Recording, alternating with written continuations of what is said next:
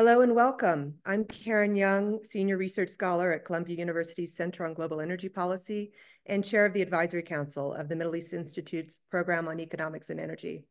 We're glad to welcome you to a panel discussion of the wartime threats to energy transit along the Red Sea corridor and to regional production facilities within the context of broader supply and demand dynamics. Since Hamas's October 7th terrorist attack on Israel and subsequent war in Gaza, hydrocarbon prices have held relatively stable, although attacks by Houthi militants on shipping in the Red Sea could cause some long-term market shift and geographic segmentation. Our questions today are: why have we seen such a low impact on oil prices to date despite profound regional instability? What explains natural gas prices staying at historic lows? Are Gulf oil and gas facilities at risk? What's the outlook for other regional producers, including in the East Med? For example, the additional natural gas production from Israel's Karish field has meant that Israeli gas production is actually higher since the October 7th attack and war than the year before. And then in oil markets, how is OPEC considering outside supply competition and near-term demand? So we've got a great panel today to discuss some of these questions and potential risk scenarios. We've got three contributors to MEI's new edited volume, Energy Transitions in the Middle East, and an additional non-resident scholar joining us. I was happy to edit that volume and put it together with our team of non-resident scholars in the program on economics and energy. And we also have with us a new director of that program. So I'm going to introduce the panelists now. We'll have some back and forth discussion, and then we welcome audience questions you can put in the Q&A box. For our speakers today, first, we have Yasser Al-Maliki, who is a Gulf analyst with Middle East Economic Survey, or MEES. He's also a non-resident scholar in our program. In the new edited volume, Yasser's chapter looks at how GCC states use COVID-19 as a jump to transition economic reforms and to think about their own energy transition demands. We have Colby Connolly, who is a senior research analyst at Energy Intelligence, and he's also the new director of the program on economics and energy at MEI. Colby's chapter in our edited volume examined the future of Gulf National Oil Company and International Oil Company partnerships. Then we have Nikolai Kozanov. Nikolai is a research associate professor at the Gulf Studies Center at Qatar University. He's joining us from Doha today, and he's a non-resident scholar in our program. Nikolai's chapter in the book examined Qatar's LNG industry in the age of hydrocarbon markets, in this age of transition. So I'm sure he's going to have a lot to share with us today about Qatar's expansion plans within that transition. And lastly, we have Emily Strongquist, who is a managing director at Teneo and also non-resident scholar in the economics and energy program. So thank you all. I really appreciate you making the time today. I know everyone's been busy with traveling and on different time zones. So this is a great group and good to be together. As a first kind of starting point in setting our conversation today, maybe we should start with the Houthis. They have hit ships with missiles. One ship has been sunk that was full of fertilizer, now seeping into the Red Sea. They have interrupted internet traffic. So the basic question is, how do you see geopolitical risk and regional risk? Is it underpriced currently in oil and gas markets? And why do you think this is the case? I'd like to pass that first to Emily and Yasser to kind of set the stage for us and help us understand what's going on. Emily, would you like to go first? Sure. I mean, I guess I would push back on the idea that this is underpriced at the moment. And I think you have to consider in this context the broad oil market fundamentals. We've seen Brent kind of moving between the $70 to $95 range over the last year, but it's very rarely sustained at these upper limits. And I think, getting into a bit of the technical, there was a lot of backwardation even after the start of Gaza, and that suggests, to those of us observing the market, that there would be very limited upside for the time being. And I think there's a couple explanations to consider in this regard. There's the demand side factors, the fact that there's a lot of uncertainty about the direction of the global economy in 2024, persistent high interest rates, major buyers from the US to key Asian markets have had unprecedented supply diversity. And I think there's a lot of subtle changes underfoot as well on the demand side from energy efficiency gains, some of this stemming obviously from Ukraine and the adjustments that were made post-Ukraine, growing electric vehicle fleets that are affecting the demand side picture and investments to make and investment decisions on the supply side as well. And then there's also the supply side drivers. So the fact we have an oversupplied market, record growth in kind of non-core OPEC from the US, Brazil, Canada, Guyana. There's higher inventories, and there's also high rates of purchase of Russian crude despite sanctions. So, in light of this, the risks are probably reflected right now in the market, not at a premium that would keep oil bulls happy, but it's really because of this range of factors that oil prices seem to have for now found their sort of comfortable spot.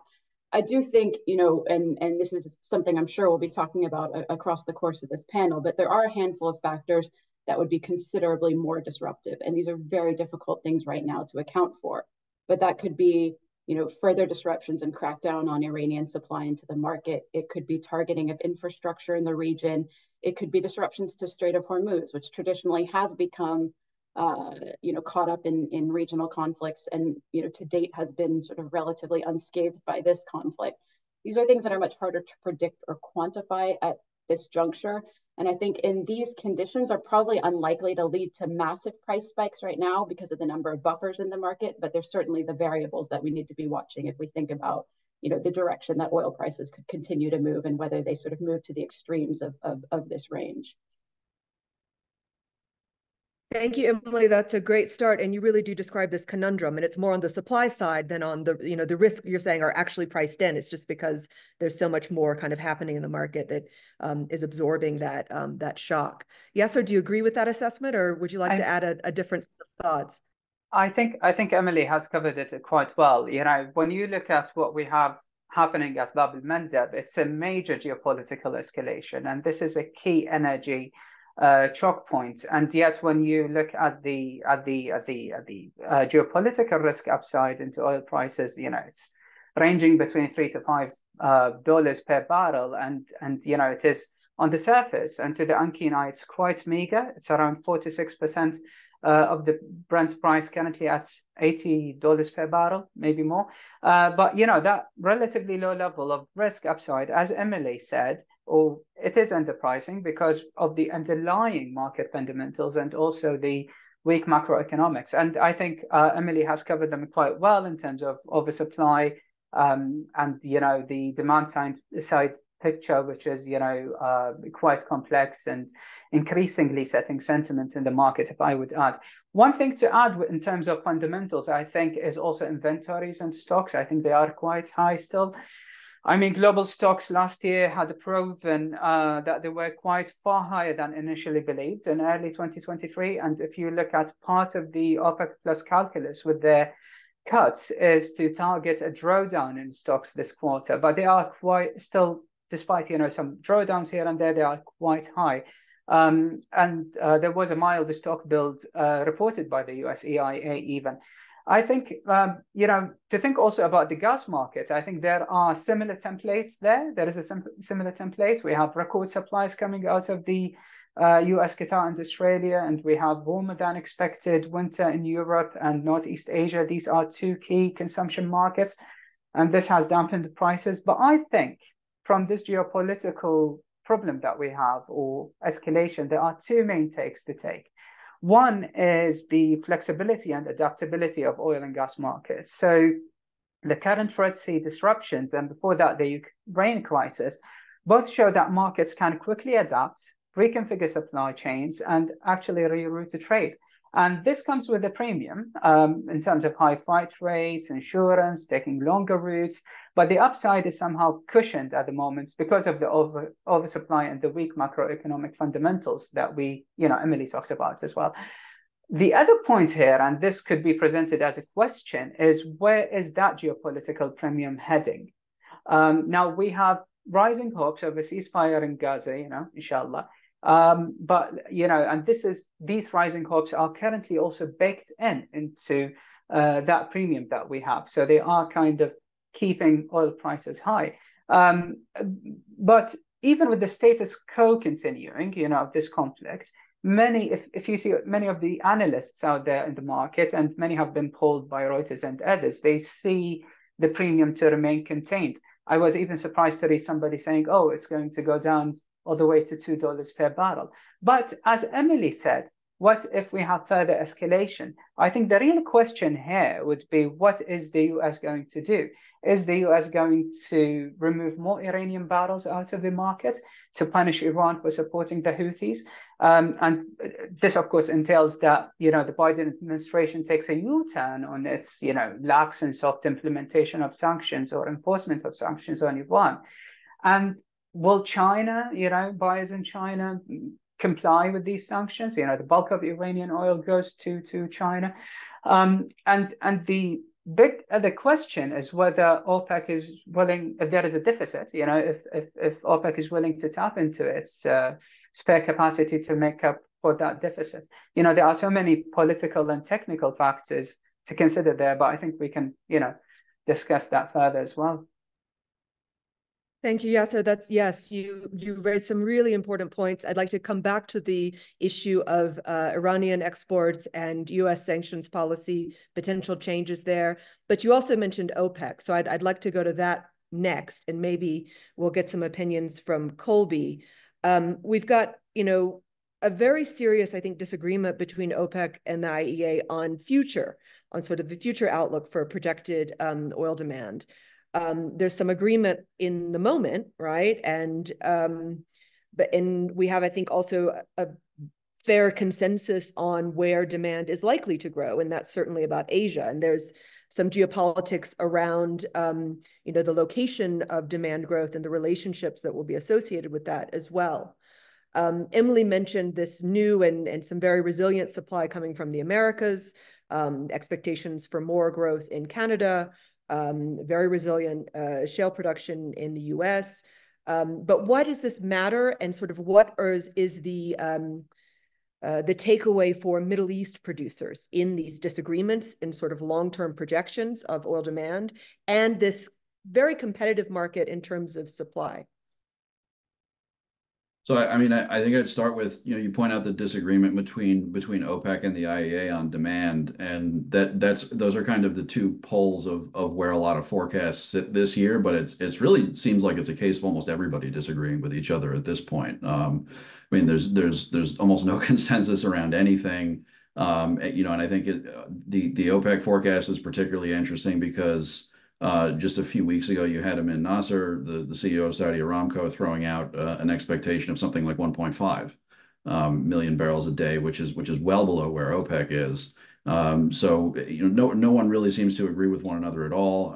Emily laid out a lot of really kind of the main points on why that is. There's certainly plenty of kind of obscurity, I think, around where China goes this year. But Asia more broadly is a mixed picture. India is expecting, as high as I think 7% GDP growth this year. But we're looking at also what the U.S. Fed does. Thinking that maybe there would be more cuts this year, which would have been a little bit more bullish. Now a lot of the talk is that there may not be any rate cuts this year. And then it also gets a lot into energy efficiency and EVs and sort of I think what could kind of overall be painted as the kind of the link between the oil intensity of GDP and where some views are starting to diverge there as well. I mean, I was just in the Gulf for the last week and a half, 2 weeks, and I have never talked about EVs so much in my life as we just did. I mean, it's kind of it's all a lot of people can talk about in terms of the demand impact. I mean, that's a bit of a longer term issue, but where it comes to the producers in the Gulf region, OPEC has painted itself into a bit of a corner with the cuts, which now are clearly going to be extended through the first half of the year, and then we see what happens afterwards. But a big part of this conundrum here is, like was rightly pointed out earlier, is that you have so much non-OPEC supply growth, really potentially enough to cover a lot of the demand forecasts this year, which leaves OPEC Plus kind of wondering what it really ought to be doing. And I think it kind of threatens the group's cohesion a little bit, which has, if you don't count Angola straight up leaving, otherwise fairly strong. You've got Brent kind of hovering a little bit above $80 a barrel. And while a lot of the producers in the region are a party to these voluntary cuts, the longer that sits there, the more impatient they're going to get with tapering the cuts and bringing back supply. Given that this is again a kind of a voluntary regime this time around, that may be a little bit slightly more informal and not be as threatening to the wider group's cohesion, but $80 is a situation that's kind of what's not to like for most, but you do have producers in the group, specifically the UAE, that are adding more capacity that continues to grow. And you don't put billions into new capacity just to sit on top of it and not use it. So they've got different views on certainly probably where they'd like to see prices, but it's going to be harder and harder to hold this group together and continue holding back this supply as prices stay where they are, and as you get towards the second half of the year when seasonal demand picks up more. And then that begs the question of just how much supply do you bring back when non-OPEC supply is going to grow at its own pace, and it is not really going to care what OPEC Plus does itself. So when I think the biggest issue is certainly going to be that consensus around the strategy going forward, where you see those that really want to bring supply back again, like I mentioned, and what that kind of does to the group's cohesiveness, because that will really run the risk of upsetting a market balancing strategy that really, despite some of the losses that have been taken, has still been a big factor in supporting prices where they are for the last several months. I can just add a point to that as well. Yeah, sorry, go ahead, Emily. That was just a bit interesting. Just the sort of situation Colby's laid out about these projections. I think whether you look at the IEA or the OPEC projections, the reality right now is that all of this demand growth can be serviced with non-OPEC growth alone this year. So I think that's the sort of added complication on the decision making for OPEC right now. That sort of adds to that conundrum for the group.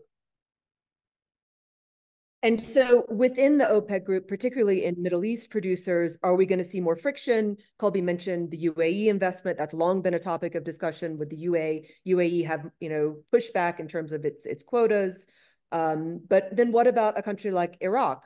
Yasser, I know you follow Iraqi oil production very closely. Do you have any views on sort of how Iraq sees the pressures, not just in terms of demand projections, but in terms of our kind of short-term OPEC production quotas? Well, I mean, it is, for Iraq, and many of the OPEC members, really, it is all about revenues. So there is some sort of a balancing act. Well, if we are going to sign up for these cuts, they better, produce better prices, and keep prices high enough for, higher revenues. So it is a sacrifice that is, they are willing to take. But for how long? This is the question, because we have seen a lot of underinvestment in Iraqi upstream and, upstream in industry in most of OPEC countries. And this is why we had actually we look at the way how these, allocated production quotas are calculated. We have a new mechanism, as Colby has said, which works on assessing your capacity and how much you can really produce rather than, some unrealistic baselines. So to Iraq, it's all about, okay, we are going to sign up for this as long as, the oil prices are good enough and maybe cheat behind, everyone's back. But there is one very important thing to consider when, the June meeting comes with OPEC. I think market share. Market share is becoming quite important for many of the oil producers in OPEC. Sitting on over 5 million barrels per day of spare capacity throughout the group is not really putting people at ease. So, when they are going to meet, they have to look into, allocating production for the rest of this year, for the second half of 2024 into 25, and even maybe consider dynamics into 2026, because they really have two options here. They either lower oil prices by unwinding some of the cuts to regain market share, or play a wait and see approach and see if, non-OPEC supply is going to slow down after a while. I just want to add one thing on the widening, say, chasm between outlooks, IEA and OPEC and so on. And I have to say, my favorite, midpoint has been Malcolm in the middle, as I call it, which is the US EIA. They always come to the midpoint. But, to take it seriously, I think that disconnect really reflects a divergence of narratives, expectations, and rules between the two organizations as well, OPEC and the IEA. So, and I believe at the core of it, I think there are two issues. One, the IEA's now defunct prediction that Russian crude oil production is going to fall by 3 million barrels per day. And that, as OPEC sees it, led to unnecessary Western intervention in the oil markets. And that was through price caps, through, releasing inventory, SPR and others, and also by sanctions that had implications when it comes to oil trade. So this is point one. Point two is also the IEA being overly bullish on peak oil demand. And that is a reflection of the climate-related political agendas at member states. And I think this also doesn't sit well with OPEC. But that said, I think both organizations do have a common objective, which is to see a stable oil market. And as we have seen in February, both met in Riyadh at the IEF. But what a stable oil market to a producer might not be similar to what it is to a consumer, although historically both parties have aligned with the understanding that high enough oil prices, like I think Colby said, $80 per barrel is a nice level somehow.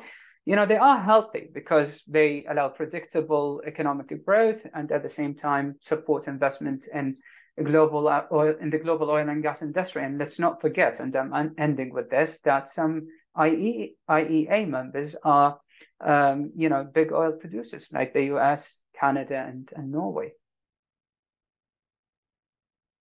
Thanks, Yasser. I want to give Nikolai a chance to jump in and maybe to talk about this point of cohesion or even price undercutting, right? And so the cohesion of OPEC Plus in the agreement with Russia, but also are we going to see kind of differences in pricing as a result of the kind of tensions and conflict in the region, and on this issue of market share? So does that affect how Saudi Arabia is thinking about some of its long-term pricing agreements? Does it affect how the Iraqis are responding to its customers, even Oman, and certainly Russia? I don't know if any of you have a view on that.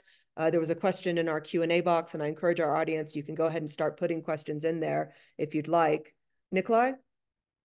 Well, I think that partially we saw the reaction on the Saudi side when they told that they're not going, well, that they put on hold the expansion of the production capacities. And I guess that was exactly the reflection of what we discussed here. So the expected inflow of oil coming from non-OPEC countries. And for me, it's exactly the interesting part because, yes, we see lots of contradictions between different agencies, between different reports. So on the top of what was mentioned, we can bring, for instance, the expectations by British Petroleum that are published on an annual basis. But that's where all of these agencies are unanimous, is exactly the expectation that this inflow of oil will be quite protracted and will be coming from the non-OPEC countries. So the expected date up to which we should see the market being dominated by non-OPEC players in almost all of these papers is the same. It's the mid-2030s. So which means that for the next almost 10 years, nothing is good going to happen for OPEC Plus. They basically will be readjusting the market conditions, and in most cases, they will have to carry the burden of the market regulation. The real golden age of OPEC Plus will take place actually after 2035. Again, if nothing has changed. So if we see the market fundamentals there, because what is expected is that actually those countries that are ensuring this inflow of extra oil resources like the United States, they will be running out of their production capacities. And that's where OPEC countries might re-enter the market to reclaim their share. And that's why maybe we saw the Saudis actually making this decision that at least for now, we need to allocate limited resources towards something more appropriate to the current time demands, like, I don't know, the development of the petrochemical sector, like investments in the gas production industry, just to maximize our ability to export what we have. And somewhere maybe within the next 3, 4, 5 years, return back to the idea of the extension of the extra export capacities, production capacities, sorry, just because right now we don't need them. As for Russia, I would be very cautious about making any predictions here. So I completely agree with what was said, that indeed we have severe limitations in the access to new technologies. We have a lot of domestic challenges that exist for the developing of the Russian industry. But unfortunately, after the beginning of Putin's invasion of Ukraine, all data about Russian oil sector was closed. And now for us, this oil sector is basically a black box. And what we can see now, that in spite of all expectations that seemed logic, the fall in oil production is not that fast as we were thinking of.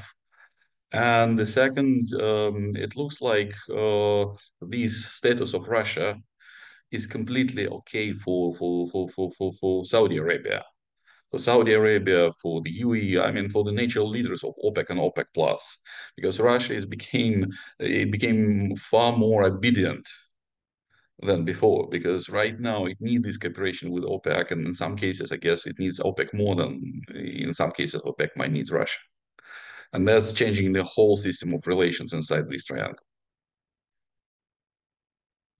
Thank you, Nicola. That's fascinating. And you make a really important point sort of on the geopolitics and the long view, which is, and this is from BP scenarios, that OPEC traditionally has had, what, about 30% of global supply. But if we look out 20 years from now, OPEC will be gaining in market share. And so if it's a kind of wait scenario, we'll get there and we will dominate, then that changes the kind of logic of cohesion among OPEC plus, but also in the ability to keep compromise and cohesion within current, particularly Middle East Gulf producers. I want to move to a discussion about gas, because I think that that matters a lot in the kind of risk scenarios and in some of the politics that we're seeing right now. Prices are pretty low. Natural gas prices are low in Europe. They've been very, very low in the United States. But the politics, certainly the domestic politics in the United States around LNG, are changing with this announcement of the pause in a few new projects by the Department of Energy to approve the kind of advancement of going to project construction. And then the Qataris, of course, making and announcing a decision to expand production, their gas production, pretty dramatically. And this, I think, also gets back to some of the comments you made, Colby. If Gulf oil producers are thinking a lot about EVs, they're thinking about the transport sector and the nature of oil demand in transport. But for natural gas producers, they're thinking about power plants. They're not thinking about transport, right? And that's a much, kind of longer term, reliable customer source. But Nicola, you're sitting in Doha right now. There's certainly a tension, I think, between energy security and lessons we've learned since the invasion of Ukraine, the Russian invasion of Ukraine, but also some changing political and investment sentiment. How do you see this tension affecting producers in the Middle East, particularly in Qatar, but other producers as well? Who is benefiting? Well, I would say it was really interesting to watch this decision to add an extra expansion on the top of all the declared plans by the Qataris. Honestly speaking, I was surprised when I heard it, because on the one hand, I do understand the logic behind this. So for even for the gas producers, given the current dynamics and discussion around the energy transition, it's the period of now or never. So you need to enter market, try to enter market now, or you might lose your chance. But at the same time, this decision is quite risky. Risky even for Qatar, because first of all, we expect market oversupply coming closer by 2030, or maybe it will start even earlier, but by 2027. And right now, Qatar has certain problems with signing long contracts. According to some calculations, it managed to sign long-term contracts for only 43% of the natural gas that will come online by 2027, 2030. And the appeal of these long-term contracts for potential consumers is not as big as it used to if we expect again the income of extra LNG volumes from outside of the region. So I already heard some complaints about the Chinese authorities trying to be more cautious in discussion about new volumes being bought from Qatar. I heard that certain calculations emerging in Europe saying that maybe again we should look more at the spot market. And definitely this decision, it implies the certain amount of risk being taken. At the same time, this is a very well calculated risk. Because we should remember that Qatar, first of all, its cost production is quite low, way lower than the American or anyone else's. Second, it has good location good location and its own fleet that allows it to be quite flexible in terms of the shaping of the flow of LNG from Qatar to other markets. It also started to implement, I would say, a very serious program in order to label and manage and present its natural gas as a green gas. So it's adopted a project about the building up the renewable energy sources that will be serving specifically the LNG industry, which is also important, given that for now, even the Asian consumers, they are much more interested in the low footprint of CO2 on the energy, on the environment from what they're buying from external sources. And of course, the US decision to put limits on the exports was a certain gift to Qataris. Right now, they expect that they will be basically able to outcompete in this competition for market share in the early 2030s. Yet at the same time, and that's probably, I would ask my colleagues here to help me with the understanding of this issue, I guess lots will be also dependent who is going to be the next president in the US. In terms of how this strategy of environment protection be implemented in future. Otherwise, if this decision is cancelled, then definitely Qatar is going to face serious competition coming from the United States, from Canada, and not only.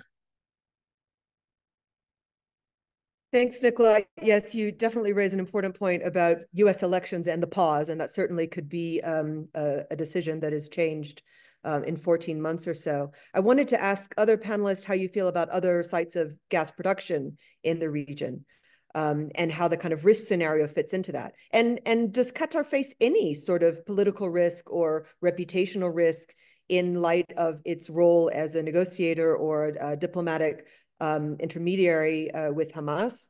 And then in transit points, Nicola, you raised very rightly that Qatar is better positioned, of course, for exports to Asia, but Europe has been an important destination since 2022. What does this mean for Eastern Med producers? Go ahead, Nicola. I talk too much. Sorry, I'm always afraid that I'm talking too much. So the key problem for Qatar is that I don't think that it's considering Europe as a main direction. So, for instance, when the Houthis action started in the Red Sea, and the Qataris, they redirected their export of LNG via the Cape of Hope. When I was trying to talk to local experts, they were all saying that, yeah, that's some kind of a problem, it's an irritation. But the thing is that we were expecting the increase in the US share anyway. So for us, it was just a temporary presence. So what we were counting on those long-term contracts we signed, but we don't know whether we will be able to sign more. And I guess these laws is not something which is very serious for the Qataris. So what we saw them signing last year, it was mostly kind of a, it was not in a panic, but I would say so they were affected by this idea that oversupply is coming, so we just need to grab what we have. But the real interest is definitely in Asia, and I would say not even China, but those developing Asian countries, plus India on the top, of course. India for sure. Yeah. Yeah, So exactly. Europe was icing on the cake in Qatari export. Others, Colby, you want to weigh in on that? No, I mean, I just think Nikolai made an important point with where kind of the growth is for gas and LNG demand. And I think probably part of their bet is, is if you see some of these markets that could be described as more price sensitive as your growth area, then that flood of supply isn't I'm not going to say it's not bad, but it's less of a risk if you think that that much more supply has the ability to stimulate much more growth in the areas where it's possible. Than the kind of the risk of the competition, especially given as Nikolai mentioned as well, their low production costs are certainly an advantage. There are probably some disadvantages too in relation to the way those volumes out of Qatar get marketed, but they're not political risks. I'd say they're more commercial ones in terms of things like the sort of rigid adherence to destination clauses, things like that. Yeah, and to add to what Colby is saying, I think, and Nikolai, the Qataris, prefer long-term contracts, and to lock in, some of these developing countries like Bangladesh and India and others, to this early, basically, it is the target here. And the other part of this, I think, they also look at all of this gas coming out of the US, and it's also here market share considerations. I was reading as early as 2027, the US may have a LNG capacity of over 150 million tons per year. So to the Qataris, it's a matter of, we are one of the 3 top exporters of LNG in the world, and we need to maintain where we are today. Yes, it is different the way we market gas. We are not spot market. We do not like spot marketing our gas, and that is what Europe wants. And we have seen that with the Germans when they came to Qatar negotiating for gas volumes. They were very uninterested in long-term contract, and they had to do it, I think, through ConocoPhillips, if I'm not mistaken. Asian market, despite the fact that they increasingly are also interested in spot cargoes, given the ample supply that is coming to the market, they still are willing to sign long-term contracts because of the stability that they bring for their economic development. One last point and this is where Qatar is interested. One last point on the temporary pause in the US. I think it is quite political. I think nothing is going to really stop LNG production, gas production, NGL production, liquids production. Everything is hitting a record in the US at the moment. And it is hitting a record under the Biden administration. And, it is definitely going to go even further if Donald Trump, comes over. I mean, he won the big Tuesday thing that you have back there. So yeah, it's a big possibility now. But yeah, so I think it's just temporary. It's just a political thing because we have elections this year in the US, and sooner or later it stands for nothing. I think the only wrong message that sends is to European buyers, because by the end of the day, Europe is now more reliant on US LNG than any other source of gas. And apart from, hurricanes in the US Gulf Coast and, internal domestic consumption in the US itself, the political factor is a big variable and uncertainty to the Europeans, and the pause doesn't send a good message. I think maybe just to Can we talk about other regional suppliers? Yeah, Emily, were you going to talk about East Yeah, Med? Yeah, absolutely. okay. I was going to say, since we've covered the Gulf, at least Qatar, and I think, there's sort of clear investment rationales for some of the Gulf players. For Qatar, we've covered those well. I think for the Saudis as well, obviously one of the big focuses is on freeing up as much, particularly oil for export as possible, and gas plays an important role in some of their recent finds and their push to develop some of those projects. But I think, now getting to sort of the sort of initial premise of this discussion in Hamas, the East Med is kind of a bit of a different story right now. And look, we've had conversations around East Med gas, plenty at MEI. But I think, the fact of the matter is this has always been a bit more muddled, I would say. There's considerable interest in exploration and production in the region, but some of the usual issues that have plagued sort of participants in East Med gas, and hindered their ability to move around excess supply to sort of other sort of key consumer markets, have come to the fore again with the current issues and with Gaza. And there's real risk in the East Med, I think, of stranded reserves and in developing some of these projects further at this juncture. I guess there's not that many projects right now that are sort of ready to go with sort of obvious buyers, but I think Israel has obviously huge reserves. They have significant plans right now, expansion plans, including final investment decisions to increase capacity at Tamar, Leviathan, Karish. So they're big fields. They actually awarded new exploration licenses just toward the end of last year. But obviously there's some notable concerns now about export options and infrastructure security in light of everything going on. Egypt, we just saw, yet another IMF deal, news about yet another IMF deal today. But, the country is in a dire economic position at the moment. They're consuming more than they're able to produce. Some of the regional conflicts are kind of muddying the view ahead for where they can secure extra gas and boost their ambitions to be kind of a regional gas hub and their LNG export potential. And there's obviously, a handful of other projects, Cyprus with Aphrodite being one of those in particular. But I think for East Med, what's curious to me is it's always been kind of a chicken egg situation.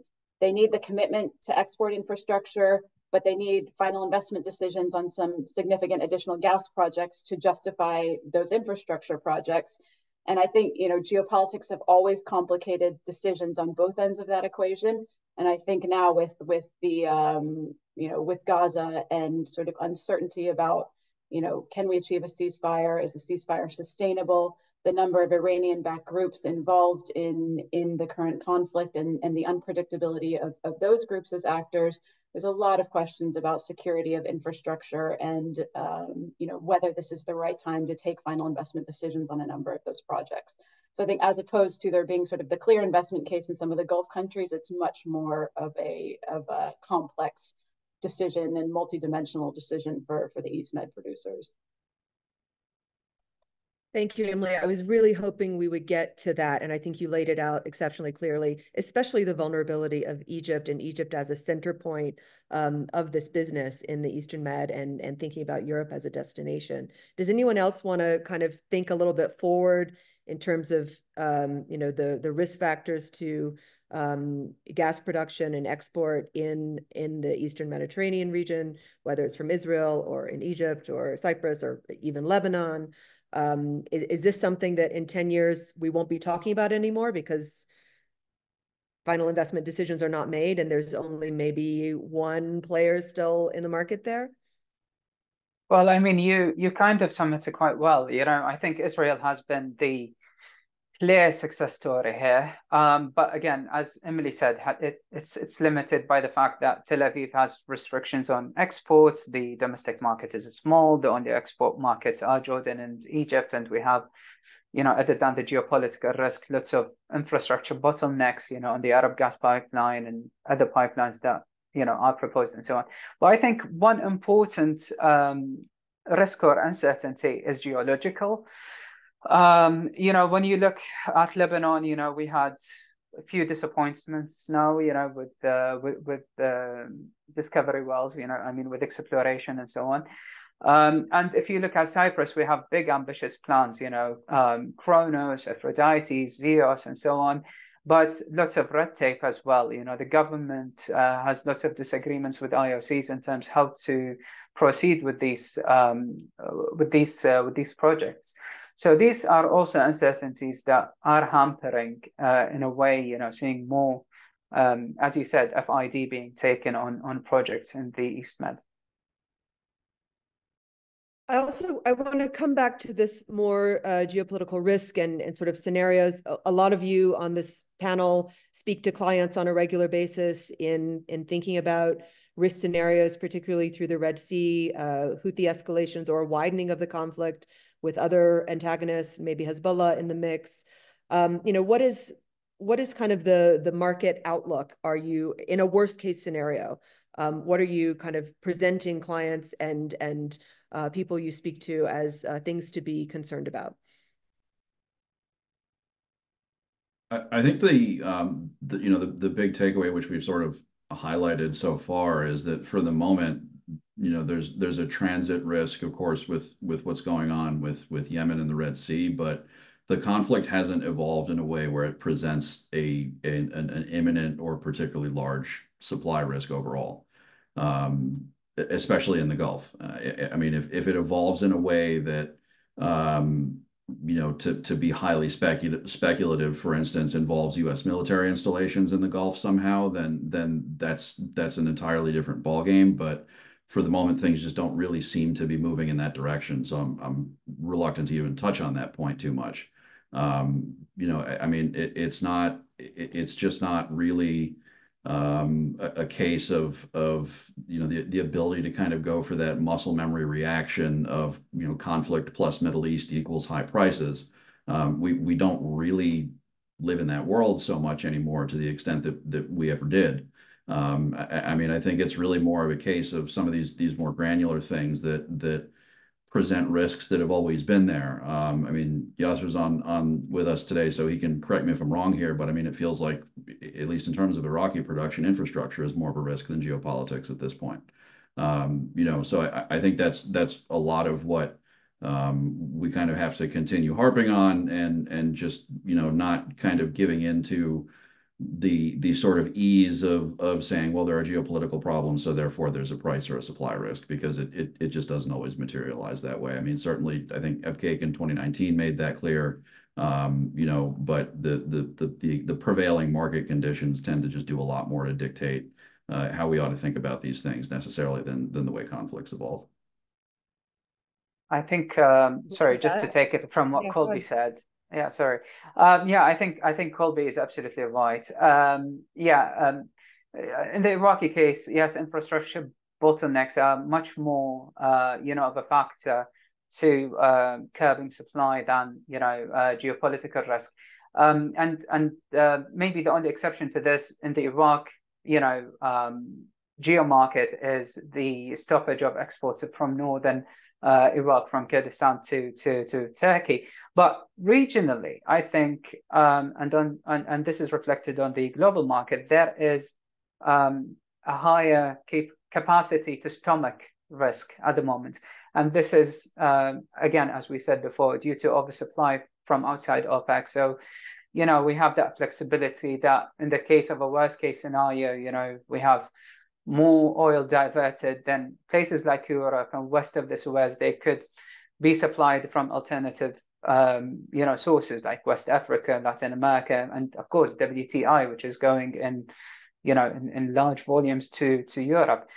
I think when it comes to that scenario where the Americans' threshold are American installations to be attacked in the Gulf, or we see a repetition of what the Houthis did in Gig back in 2019. I think we have to remember that in the background and before 7 October, what we had is a Saudi-Iranian rapprochement, and that rapprochement, as the French say, is has been quite successful. If you follow the Saudi ambassador's Twitter handle, he goes to so many meetings in Iran, and conferences and exhibitions. It's interesting. So we have that rapprochement happening in the background, and I think that helped a lot in terms of allowing secure passage for non-Western supplies through Bab el-Mandeb, to put it simply, because you can see that at the beginning of this conflict at Bab el-Mandeb, we have seen lots of Gulf oil, Iraqi oil, transit through Bab el-Mandeb without any problems. But then, that kind of changed at later stages. But the point I'm trying to make is that we do not have the risk of a big escalation in the region militarily, other than what we have seen with Iran attacking, say, US interests in Iraq, which are quite far away. But we wouldn't see that in the Gulf because of that successful rapprochement or ongoing rapprochements between Iran and Saudi Arabia and other Gulf countries. I think there's any contrary views there. I don't think contrary. I think just thinking a bit about there's, we've talked about sort of, a kind of spectrum of risks here. And there are kind of the known unknowns. So things like, the US cracking down on Iranian supply, potentially Hormuz or other disruptions to local energy infrastructure and production. And I guess, those things, the market has tested them before. We've already covered the fact that, market conditions right now are particularly unique given the oversupply. So I think even significant outages wouldn't really cause the same havoc that they may have done under different supply demand dynamics in a tighter market, which has been the case in the past. I think, recalibrated risk premiums that we're seeing currently could imply that if sort of one or two of these events were to happen, we could see, single digit price increases. But I think, I would say kind of the biggest risk is really a massive conflagration in the region where, a number of these, what we're describing as kind of the more unlikely events were to become a much more sort of high probability scenario. I think those are really the issues that would push, double-digit changes in prices right now and sort of upend some of these basic assumptions that we have at the moment about the market. But look, I guess the reality is that what we're seeing is all sides have still been keen to avoid that outcome. Obviously, there's been some sort of measured decision to cut back on strikes right now in Iraq and Syria while these discussions are underway right now for a possible temporary deal. So, I think those are, I wouldn't call them fat tail, but they're a bit, they're still a bit far out to assume, these sort of massive price shocks right now that some of those events would trigger. So I think, that's in line with what everyone's saying, but just to say that given, back to this initial conversation we started this discussion with today, that given the market conditions, I don't see sort of real potential there for huge price shocks given everything going on right now. Well, if you allow, just 2 points. I would be cautious speaking about Iran and threat of Iran disappearing from the market. So we are largely talking about the possibility of 1.5 million barrels disappearing. So in terms of the overall consumption of production, it's something about 1%. Which is, I guess, manageable, especially if we're talking about the time perspective when we're expecting either the growing supplies of oil coming to surplus of oil coming to the market, or if we're taking the opposite point of view when we're expecting the decrease in the global oil consumption. So from this point of view, Iran alone, I don't think that it's capable to create a kind of a long-lasting crisis or instability. So something short-lasting for sure, but not more, I guess. Though again, these are my assumptions. I might be wrong here. And the second thing that on the top of those challenges about what we're talking about, I would add the danger that this even simmering conflict might become protracted. And from this point of view, the current abnormal situation will become a new normality when basically the oil supplies from the Gulf they become not that much appealing for the Europeans. When we will see the plans of some GCC players being revised, for instance, right now Kuwait connects lots of expectations in terms of the development of its petrochemical production towards the Europe market, would be able to continue implementing these plans if we see the situation in the south in the Red Sea aggravating or not. It's a big question. And also it's a question of investment appeal, this region. The Saudis, they always start complaining that they don't care that much about threat to their oil supplies, but actually to the fact that the external investors, they might not be interested in helping them to implement their national vision plans. And that's where the challenges might appear way bigger than just the threat to the oil supplies from the region. That's probably a good segue. Yeah, go ahead. Sorry, I have actually a question for Nikolai. So in terms of the Iran bit, so say, which is unlikely still. Say Biden, goes quite hard on enforcing these sanctions on Iran, and as you said, on the short term, we lose some Iranian barrels. Then what do you think is the OPEC reaction to that? Leading members, are they going to put barrels on the market to compensate? Keep in mind the political side of things, with disagreements between OPEC and yeah. Well, if I'm not mistaken, but I have strong feeling that usually OPEC is trying not to politicize relations within OPEC and OPEC Plus. So they're trying not to exploit the problems of the others if there is a political flavor around it. But of course, they will be happy because it will ease the burden of market regulations that's lying on their shoulder. But they are not going to show it openly, I guess. So that will be the reaction. Plus, again, I might be drawing kind of a dark picture, saying about 1.5 million barrels. Even during the worst period of sanctions being implemented under Trump, Iran was still able to export something between 0.3, half a million barrels a day. So still, there are ways to evade sanctions, and even Russia being now sitting in the same trench with Iran, working on its own sanction evasions way, I guess that the impact of sanctions, even if they are implemented in the proper manner, are going to be even far less dangerous for Iran. I mean, just to add one thing and end with it on this point. I mean, this reminds me of back in the day in 2018 when President Trump, said he's going to take Iran to zero, 3 million to zero, and that OPEC should compensate for it, on the market. And then that 3 million to zero never happened.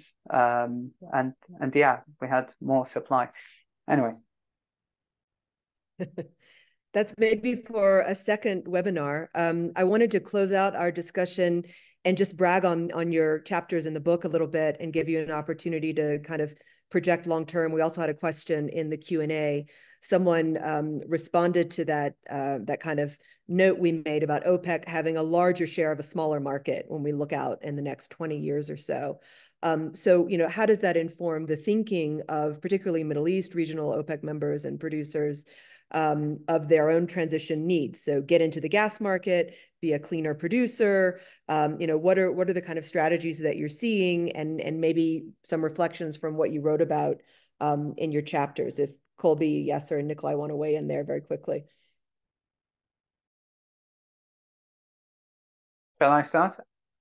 Colby, do you want to go ahead? Sure. Okay. Yeah, I think just to I think one take is that they want to become energy transition leaders, especially in technologies and research and development there. So and the idea of all of that is to preserve their country's energy competitive edge. This does not mean that they are going to abandon oil and gas, but this is going to continue to be their core oil competitive advantage. But I think there is a space for GCC economies to kind of integrate the energy transition into their economic diversification plans, which they are becoming quite serious on. So just to relate it to the points you made, I think the other thing that, from my chapter, I kind of also got was the fact that there is a positive GCC-wide domino effect from Vision 2030 in Saudi Arabia, that program. And despite the fact that there were some signs of micro competitiveness at the beginning, which I wrote about, I think this has proved short-lived, and members are understanding that there are many avenues for them to further their economic integration and cooperation. And hopefully this is to continue at a faster pace. Colby? Yeah, sure. I mean, on the OPEC note, I think the market share can't just be thought of as kind of share for the sake of share. There needs to be kind of a deeper thought process, which is taking place about what the market is for, because the demand for transportation fuels is going to change in one way or another, in one volume or another. There'll be an impact there. I mean, even if, for instance, China is rolling out more EVs. and charging them with coal-fired power plants. They're not doing it because they're concerned about the environment. They're doing it because they want to import less oil and be less dependent, and not have to worry about things like the Strait of Malacca. So, but you are seeing that happen, and I think a good example of it is the kind of partnerships that Saudi Aramco has been making in the downstream sector, that they typically come with a long-term agreement for an offtake of a specific volume of crude. So you're kind of locking down share of that particular segment of the downstream market long into the future. And that's the kind of thing that has to be thought of. It's really, I mean, as it relates to the chapter I wrote, it's kind of about future-proofing the business. With all the debate about where the energy transition is going, how fast it's happening, what it is, and depending on who you are, whether it's really happening or not. The strategies that are being laid out by these companies indicate that regardless of what kind of outcome they're hoping for, they're still spending billions to prepare for it. And the partnerships that are emerging, I mean, they generally are not going to reach maturity and persevere if the commercial terms that underpin them don't make sense. And I think that's really what the starting point for how we think about this ought to be. I mean, politics plays one role or another, but I mean, any time a Gulf firm signs a big agreement with a Chinese one, there's this kind of rush to say, oh, look, everything is heading eastward, but that's not an entirely political reality for how much of a role it may play. So it's really that future-proofing aspect is going to be there, and whether that is something that stems from a commercial or a political side, I think that's the primary lens that we should kind of continue to use here. Thanks, Colby. Last word from Nikolai. Well, I guess that the Gulf countries, they are still following the principle, keep calm and pump oil. So, but just with a certain readjustments that, first of all, they are playing in the long strategic game. So they have this luxury not to have election every 4 or 5 years. So that allows them to design a long-term strategic plans that are based on the principle that we need to encourage demand. We need to go green if it's demanded by our consumers, and we need to have plan B. So that means we need to experiment with alternative industries like hydrogen. And so far, all of these, and of course, we need to diversify, but building up on what we have. So that means the development of the petrochemical sector. And that's what we see being currently implemented if we're talking about the oil and gas sector and how it's readjusted with the new realities. Thank you, Karen. I think we have to close. Yes, sir. We've gone over, but be very quick. Yeah, I think the energy transition means different things to different people. In Europe, it means we are going to clean up, everything and go green. But in the GCC, it means displacement. Basically, we are going to displace more oil to export and make as much value of it as possible, while clean up generation. Thank you. Well, thank you all. This has been such a fun discussion. Congratulations on your book chapters. And, I think the takeaway is that this is a very resilient region in terms of its hydrocarbon production and sort of the way it transitions and thinks about what it has and what it can turn it into, and the way it also internalizes risk and prepares for these scenarios. So great insights. Thank you all. Thank you all for your work in the program on economics and energy. And thank you to our audience for joining us today. Speak to you soon. Bye-bye. Bye. Thank you.